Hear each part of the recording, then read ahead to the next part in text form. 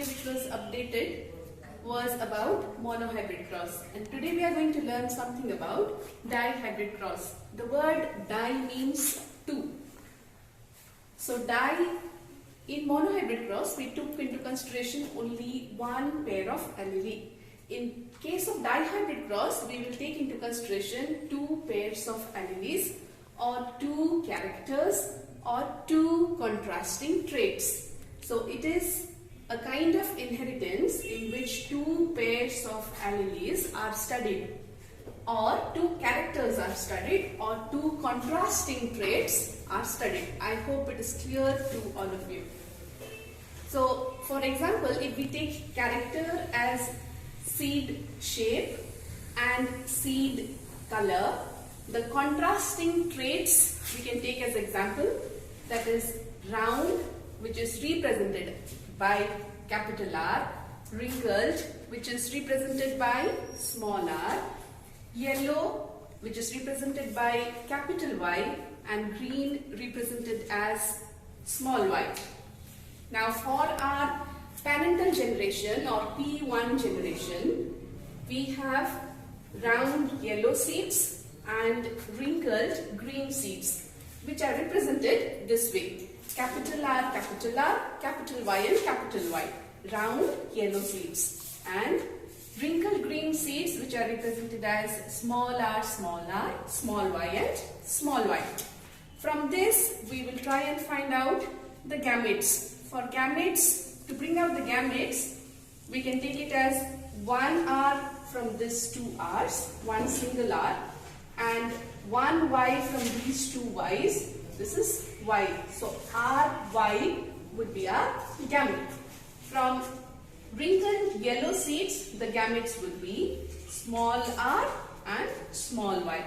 Now if we cross these gametes, we get a product. This product would be capital R, small r, capital Y, small y. We got our F1 generation, which is round yellow in nature. To get the F2 generation, we require a process which we also did in monohybrid cross, that is known as selfing. So if we do the selfing or self-crossing, then we get around 4 gametes. Those 4 gametes, after making this cross, we will get 4 gametes. And from the 4 gametes, we are going to do the checkerboard or the Punnett square board. We will go further with the square board.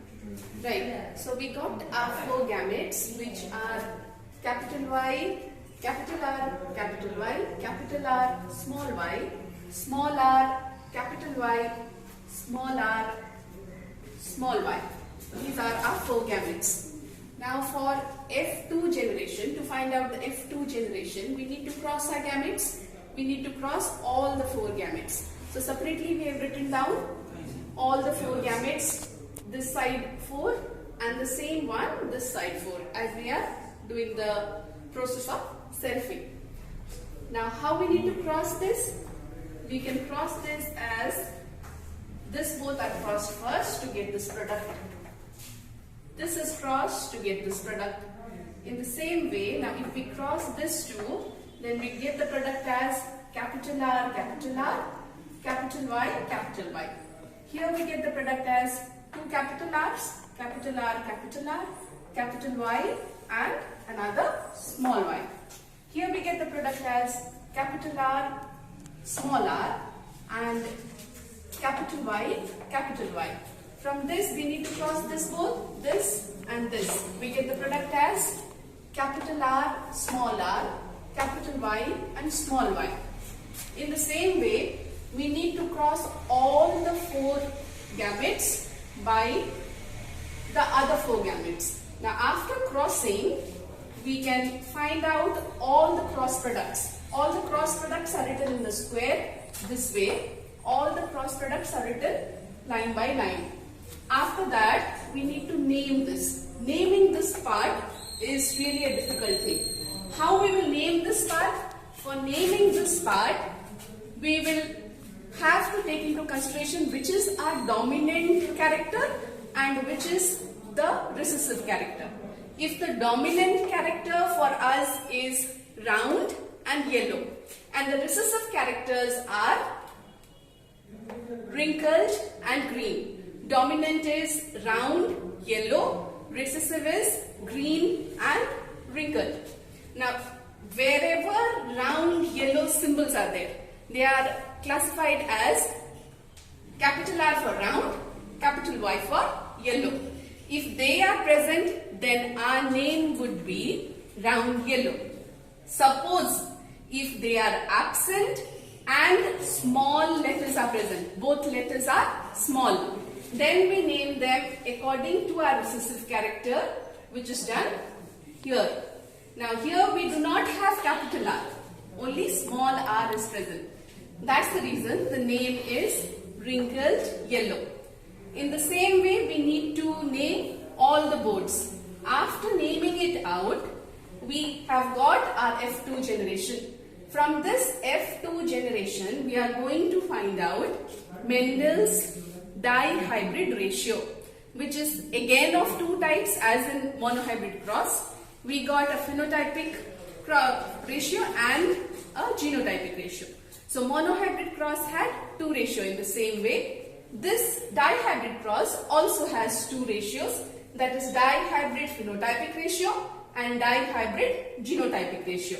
For finding it out, we need to closely look at the checkerboard how we are going to find out our ratios.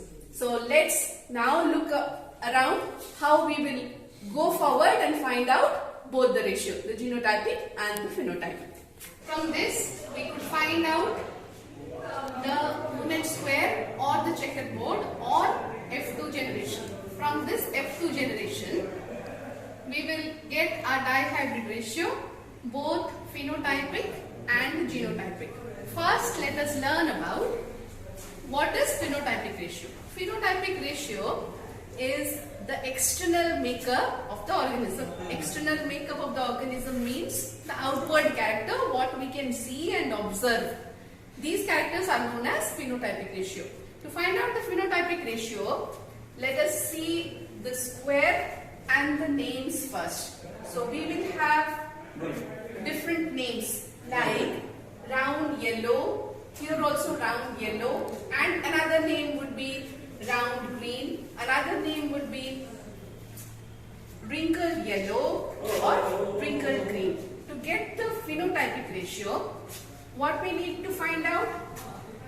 First, how many round yellow are present? Then, how many round green are present? Then, wrinkled yellow and wrinkled green. If we count and see, then the number of round yellow seeds would be 9. This would be 3, 3 and 1. So we can find out from this square board that our phenotypic ratio is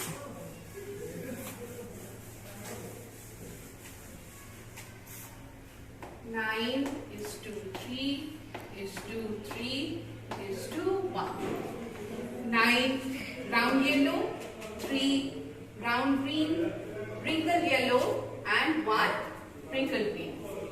Now to get the genotypic ratio, look at the square properly and observe it carefully how it's done.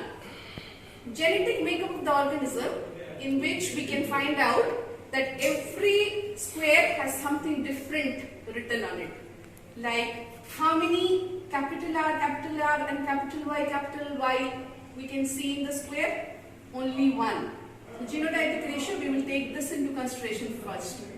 Round, this is round yellow, this is round yellow. But the genetic makeup, if we are looking at the genetic makeup, then capital R, capital Y is not same as capital R and capital Y and small y.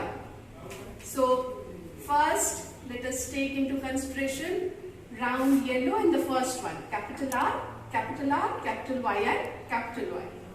This we got as 1 is 2.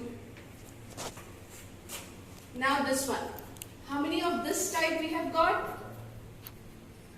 We have got this and this. I am crossing them so that we are clear that we are already done with it. So these two are same. One more ratio we have got it as 2.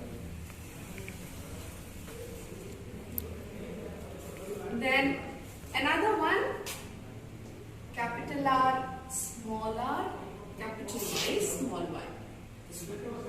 Capital R, small r, capital Y and small y is 2.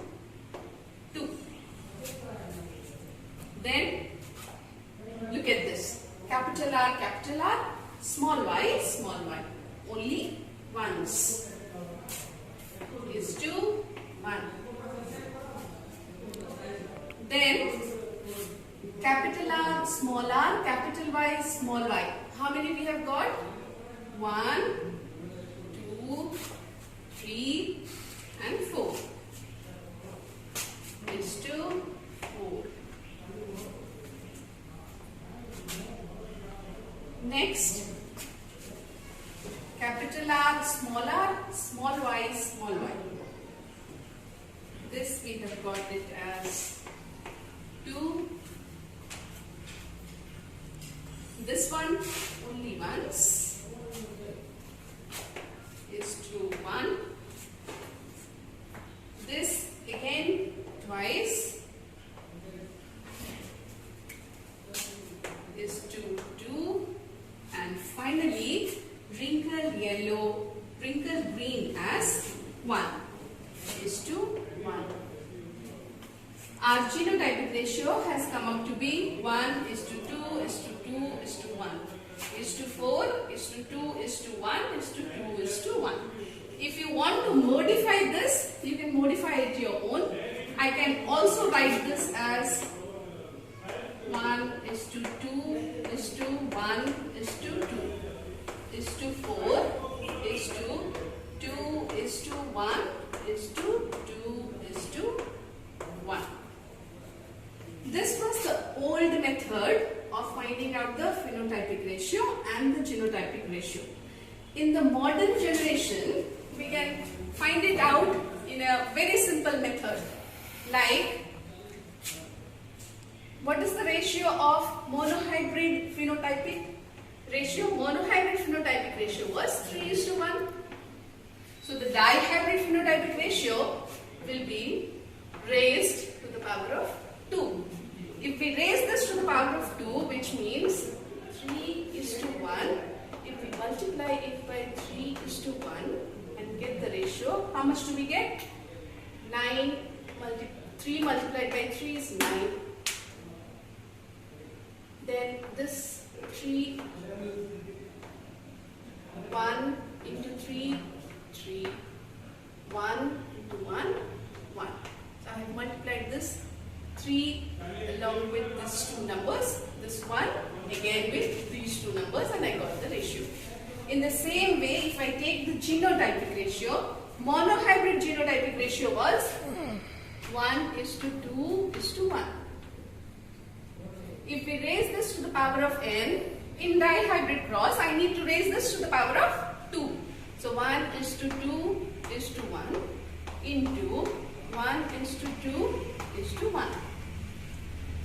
3 times I need to multiply to get this. How do I do it? 1 multiplied by 1, 1. 1 multiplied by this 2, 2. 1 into 1, 1 is 2.